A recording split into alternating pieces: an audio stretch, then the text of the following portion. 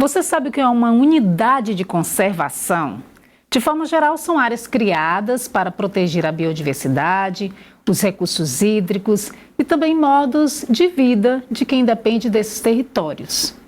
Nesta semana, o Piauí reuniu representantes de municípios para discutir a criação e a gestão dessas áreas e os caminhos para fortalecer o sistema estadual de unidades de conservação. Quem conversa conosco sobre isso agora é o gerente das unidades de conservação da Secretaria Estadual do Meio Ambiente e Recursos Hídricos, José Neto. Seja muito bem-vindo ao Vida Sustentável. Muito obrigado, Gorete. Prazer imenso falar sobre esse tema que para mim é muito caro, muito importante, né? Que são as unidades de conservação. Aqui no estado do Piauí, eu sei que a gente tem, porque vale lembrar que as unidades de conservação, elas têm de diferentes esferas, né? Federal, estadual e municipal. Federal e estadual, salvo engano, são 28, reunindo as duas, acho que 17 estaduais, é isso? Exatamente. Uhum. E municipais, nós temos também, qual que é o panorama hoje no estado do Piauí? Sim, a gente tem hoje, um levantamento que a SEMAR fez, 102 unidades de conservação municipais, distribuídas em 99 municípios do estado do Piauí. Esse é um dado que não é oficial, porque a gente ainda não tem um sistema estadual, um cadastro estadual de unidade de conservação. E esse encontro, que aconteceu essa semana foi exatamente para estimular com que esses municípios eles possam fazer o cadastro dessas unidades em um cadastro federal, que é coordenado pelo Ministério do Meio Ambiente, que se chama CNUC, Cadastro Nacional das Unidades de Conservação, que é um desafio nosso, dentro do Estado, fazer com que, além das unidades estaduais, das federais, as municipais também façam seu cadastro junto ao Ministério do Meio Ambiente. Porque não basta só criar uma unidade de conservação por uma lei ou por um decreto. Você precisa ir lá num cartório, digamos assim. Esse cadastro nacional é como se fosse um cartório nacional, coordenado pelo Ministério do Meio Ambiente, e que, a partir desse momento, as unidades de conservação federal, estadual e municipal, elas passam a existir para o Ministério do Meio Ambiente e também podem receber uma série de benefícios. Eu ia tocar nesse ponto justamente porque a gente tem... Primeiro, não basta criar, Isso. Mesmo que seja preenchendo todos os requisitos. Mas é preciso a manutenção, de tudo isso, e a gente sabe que depende de toda uma logística, de muito investimento. Muitas vezes essas unidades de conservação, elas sofrem muita pressão, há muito conflito no entorno.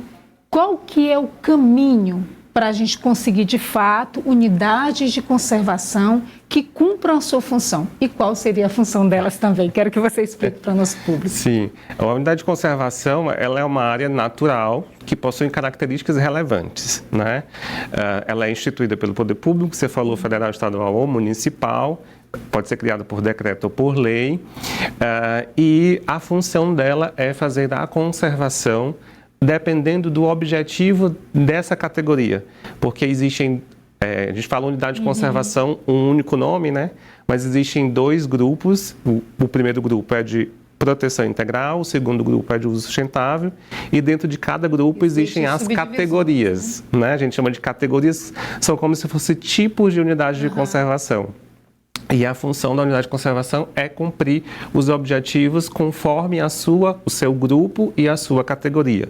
Vou dar um exemplo. A gente tem uma categoria que é reserva extrativista. Então, dentro dessa categoria de reserva extrativista, o objetivo dessa unidade de conservação é conservar esse ambiente associado às populações tradicionais que fazem uso do extrativismo dentro daquele território, Os parques, a gente geralmente conhece muito mais parques do que outras categorias. Parque da Serra da Capivara, das Confusões, aqui que são mais conhecidos. Estadual tem o Quênio do Puti. O Quênio do Puti, o Parque de Santo Antônio em Campo Maior. Sim, Campo Maior. Então, os parques eles têm três funções muito importantes, que é educação ambiental, recreação e turismo ecológico. Então, além de pensar na preservação de um território maior, né, de fauna e flora, cada categoria tem objetivos específicos. Os parques, além de preservar fauna e flora, a gente precisa fazer com que eles cumpram também essa função de recreação, educação ambiental e turismo ecológico. Então, dependendo da categoria e do grupo, essa unidade de conservação vai ter objetivos específicos, mas todas elas, o objetivo é conservar a natureza. E aí depende da vocação de cada uma delas, que a gente chama também, né? E dos atributos que elas têm. Outro passo importante para a manutenção dessas unidades de conservação, a gente está vendo imagens de algumas, né? Aqui no estado do Piauí, nesse caso aí o Quênio, do Puti, que é estadual. Zé Neto, é a criação dos conselhos, né? O conselho gestor e o plano de manejo, que são ferramentas importantíssimas para que essas unidades, de fato, elas cumpram essas funções. Mas no Piauí, eu não sei se eu estou errada, eu tenho a impressão de que a grande maioria carece dessas ferramentas. Por que isso acontece? Quais os prejuízos também para essas unidades, né? Por que a gente tem esse gargalo ainda? O plano de manejo, a legislação fala que depois que a unidade ela é criada, o órgão que criou aquela unidade tem até 5 anos para poder construir esse plano de manejo. Então, algumas não têm plano de manejo por conta que está ainda nesse período, né, dos 5 anos. Outras unidades acabam não tendo porque o plano de manejo, eu sempre falo que não é uma coisa muito simples de se fazer. Não é um documento que a gente elabora em gabinete. Ele precisa ser muito bem planejado, é preciso fazer todo um trabalho de levantamento fundiário do território, do modo de vida das populações. São feitas várias oficinas para que esse documento ele seja produzido. Existe uma metodologia que a gente utiliza. Também da característica, né, daquela unidade de conservação. Isso, exatamente. Existe uma metodologia que é adotada pelo ICMBio, é uma referência de 2018, e que a gente utiliza para poder dar início e concluir os nossos planos de manejo. No estado nós temos, né, a maioria das nossas unidades já possuem plano de manejo. O grande desafio hoje é fazer com que os municípios e as suas UCs municipais construam os seus planos de manejo de acordo com essa referência. E aí essa reunião, esses encontros com eles também têm esse objetivo? Isso, exatamente. A gente, nesse primeiro encontro, né, que foi essa semana do Sistema Estadual, a gente trabalhou muito essas duas questões, a existência do Conselho Gestor, a importância dele e dos planos de manejo. Inclusive, a gente trouxe alguns palestrantes, como representantes do Ministério do Meio Ambiente, de alguns municípios que estão um pouco mais avançados na gestão de suas UCs municipais, como o município de Teresina, né, para falar dessa experiência, falar dos desafios e partilhar também assim, das necessidades que cada município tem.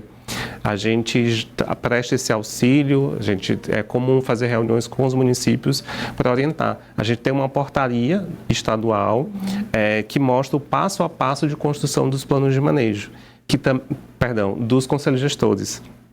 Porque assim como os planos de manejo, existe toda uma metodologia para que um conselho gestor de unidade de conservação seja formado, né? E aí, no caso do conselho gestor, quem pode compor, e eu te acrescento uma outra pergunta, que para mim é fundamental, que é a participação da população na preservação, desde a construção, né, desde a criação, dessas unidades de conservação, porque quem está ali no entorno, inclusive, pode apontar. E a gente tem a impressão também de que a população, de fato, ela é deixada à margem nesse processo de criação e de conservação dessas unidades. Isso. A participação da população é fundamental, você falou, desde o processo de criação, porque a consulta pública ela é necessária. Então, quando se pensa em criar uma unidade de conservação, especialmente, que pode impactar o modo de vida de uma população, de comunidades rurais, por exemplo, é necessário que se faça consulta pública no processo de criação. Depois que a unidade ela é criada... Ou seja, isso é uma obrigação. Uma obrigação. Depois que a unidade ela é criada, essa participação da população é fundamental. Então, você tem dentro de um conselho gestor cadeiras, né, assentos, e você precisa ter assento das populações tradicionais, naquelas unidades que possuem populações tradicionais, organizações não governamentais, associação de pescadores, né? Então, assim, antes de se construir esse conselho gestor, é feito um mapeamento, né, dentro do território, do perfil socioeconômico deste território, e a partir desse mapeamento é que são pensados as cadeiras e convidadas as pessoas para participar desse conselho gestor. A gente está falando do que deveria ser, né? E Isso. que de fato ainda não é bem assim. Uhum. Que prejuízo que a gente tem e quais seriam os desafios aqui no estado do Piauí para a gente conseguir transformar isso de fato em realidade? Os prejuízos estão relacionados à questão dos impactos que, às vezes, os empreendimentos nessas áreas, né, dessas unidades de conservação, podem afetar essa população quando elas não participam do processo. Né? Então, esse é um exemplo de um prejuízo. O outro é o próprio impacto ambiental dentro do território, porque o Conselho Gestor ele tem um papel fundamental junto ao órgão responsável pela unidade de conservação, que é a gestão dessa unidade de conservação. Então, muitas vezes, são representantes do próprio Conselho Gestor que podem fazer esse trabalho de educação ambiental dentro das suas comunidades, dentro do seu território, aproximar o órgão gestor da população e para que faça uma mediação entre os conflitos que existem. Né? Unidade de conservação, gestão de unidade de conservação não é fácil, então existem muitos conflitos dependendo da unidade de conservação, como, por exemplo, a questão da pesca ilegal. Se mostrou aqui o Parque Estadual Cânion do Rio Puti. Lá é proibido a pesca. Né? Então, assim, a gente ainda tem problemas com pesca ilegal, com caça. Quando a gente tem um conselho gestor ativo, a gente consegue aproximar o órgão dessas pessoas e para que a gente evite, por exemplo, autuações e outros conflitos maiores. Né? O ideal é sempre aproximar a população no território da unidade de conservação com o órgão gestor. É sempre tentar fazer a mediação de conflitos, porque essa é a melhor saída para se fazer de fato a conservação em loco. Quem está nos ouvindo, por exemplo, e tem uma unidade perto ou observa esse potencial, de que forma que pode se aproximar e de repente participar de tudo isso, né? Sim, mesmo aquelas pessoas que não fazem parte do conselho gestor da unidade de conservação, elas podem participar das reuniões. As reuniões elas são abertas. Claro que naquelas situações em que existe votação, só os conselheiros que podem votar, mas todas as reuniões de todos os conselhos gestores são abertas para a população. Porque nessas reuniões existem os informes sobre o que o órgão está fazendo dentro do território. As opiniões são fundamentais. A gente ouvir o que está acontecendo no território da unidade de conservação é fundamental, porque às vezes a gente não consegue chegar no território, mas essa informação ela deve chegar para a gente por meio do conselho gestor. Então, mesmo que você não seja conselheiro, você pode participar da reunião e colaborar com a sua opinião, com suas reclamações, né? Com suas denúncias, isso é fundamental também.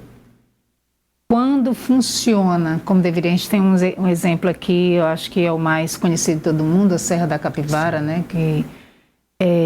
O que a gente traz de positivo? Muito a gente já conhece. Na prática, o que uma unidade de conservação como essa, funcionando devidamente, ela proporciona de benefícios para a população e para o território em si? A unidade de conservação, ela é fundamental para a movimentação da socioeconomia dentro de um território, né? Especialmente nessas unidades de conservação do tipo parque, onde a vocação para o turismo ela é muito forte. Então, você citou o caso da Serra da Capivara e no caso das unidades de conservação estadual, a gente já está vendo isso acontecer no Parque Estadual da Serra de Santo Antônio e no Parque Estadual do Cânion do Rio Puti, né? O aumento dos turistas, né? Indo para conhecer essas unidades de conservação, divulgar essas unidades de conservação, isso gerando renda para quem trabalha com condução dos turistas, para quem trabalha com vendas, né, de alimentação, que mora no entorno, né, dessas unidades de conservação. Então, um benefício muito importante para a população seria também a questão da geração de renda e a movimentação da socioeconomia.